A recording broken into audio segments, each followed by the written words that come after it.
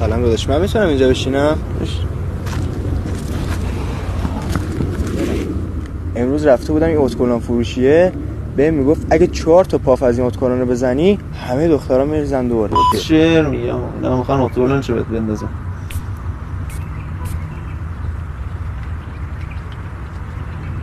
آقا ببخشید bu اتکلون شماست؟ آره. چقدر بو خوبی میده، من یکم دیگه بکن. خیلی بو خوبی میده.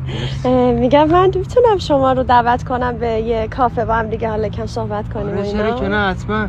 مرسی. یه داداش من که وقتم باز شد، تو هم بزن شاید وقتت باز شد.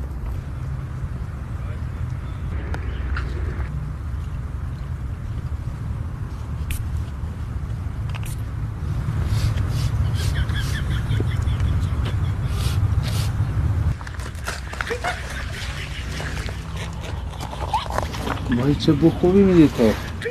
مرسی نظر لطف. گوشوارم که داریم. میگم میتونم دعوتت کنم تو پشت و قیلون با هم بکشی؟ نه من اصلا ورزش میکنم راستش. چرا دستم گرفت اینجا؟ آخه خواهش با هم یه قول قیلونه. من؟ نترس. چی؟ دوربین مخفیه. یه دوربین اونجا هم یه دوربین اون بره.